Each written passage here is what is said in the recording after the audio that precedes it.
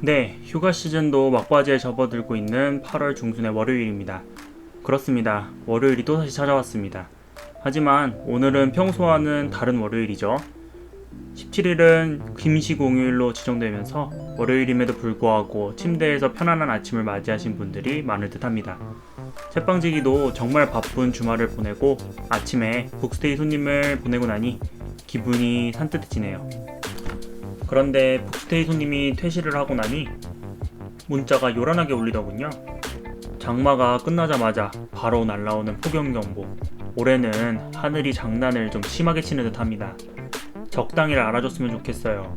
그래도 오랜만에 햇빛을 보니 기분이 덩달아 좋아집니다. 우선 오늘은 책방에 아주 중요한 소식부터 먼저 알려드려야 할 것 같아요. 최근 코로나에 대한 예방이 느슨해진 탓인지 몇몇 큰 모임들을 중심으로 확진자가 급격하게 늘어나고 있는 추세였는데요. 정부는 지난 주말 사회적 거리두기 2단계를 발표하면서 책방도 이에 따른 조치를 취하려고 합니다. 사회적 거리두기 2단계가 도대체 뭐야? 라고 생각하시는 분들도 계실 텐데요. 사회적 거리두기 2단계는 생활 속 거리두기가 무너져 다시 지난 2월에 나왔던 사회적 거리두기 단계로 돌아간다고 보시면 됩니다. 흔히들 알고 있던 생활 속 거리두기가 사회적 거리두기 1단계였다고 생각하시면 됩니다. 책방은 지난 2월에 완전 예약자라는 규칙을 통해 시간별로 손님을 한 팀씩만 받는 운영을 했었죠. 이번 상황에서는 어떻게 대처하면 좋을까 고민하던 중 지난번처럼 완전 예약제를 실시하게 된다면 멀리서부터 책방을 보기 위해 찾아주시는 분들께 죄송한 마음이 들어 이번엔 이용 인원 제한 규칙이라는 것을 도입하게 됐습니다. 이 방법은 간단합니다. 동시간대에 4팀만 책방을 이용하실 수 있는 규칙입니다. 식당에서 자리 없으면 못 앉는 그런 느낌이라고 생각해 주시면 됩니다. 부디 다시 퍼지고 있는 코로나가 잘 마무리되어서 큰 피해 없이 종식되기를 바라봅니다.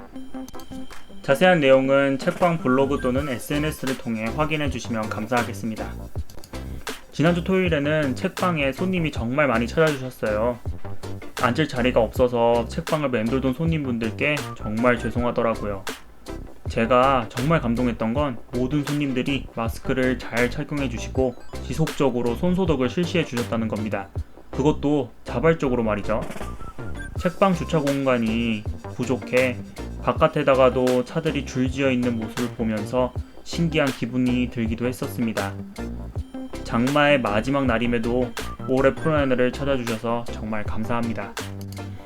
고양이들이 날이 갈수록 책방의 마스코트 역할을 톡톡히 해내고 있습니다. 책방 블로그나 SNS를 통해서는 많이 보여지고 있는 친구들은 아닌데요.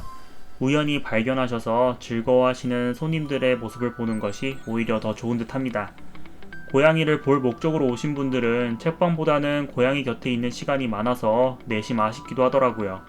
4개월 조금 넘은 아기 고양이들이 이제는 손님에게 애교를 부리는 법을 배워서 당황스럽기까지 했습니다.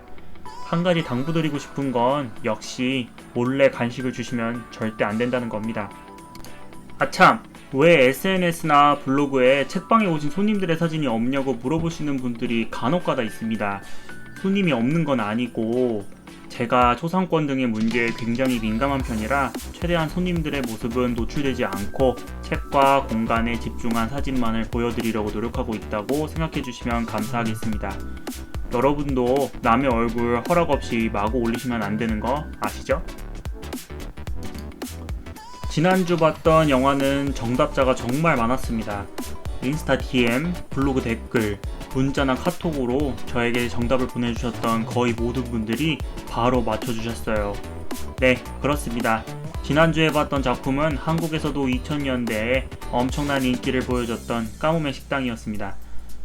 당시에 봤을 때는 제가 나이가 어려서 그런지 엄청 좋다고는 느끼지 못했지만 지금 와서 인물들의 대사 하나하나에 고개를 끄덕이며 보고 있는 제 자신을 발견할 정도로 너무 재밌었답니다.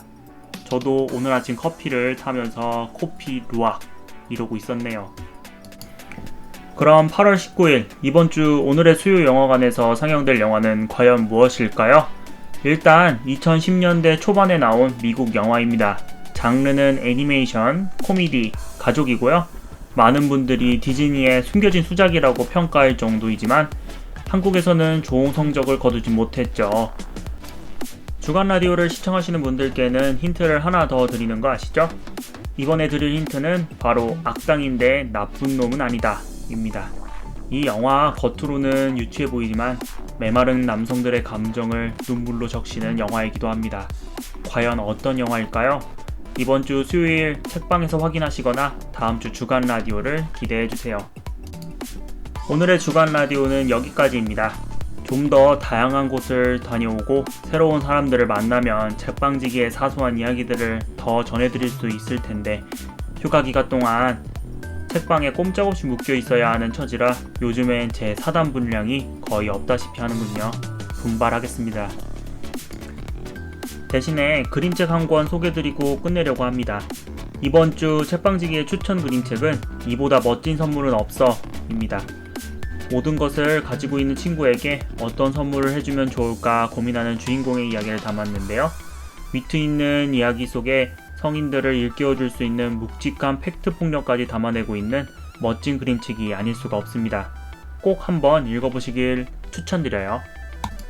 그럼 이것으로 10번째 주간 라디오를 마치도록 하겠습니다.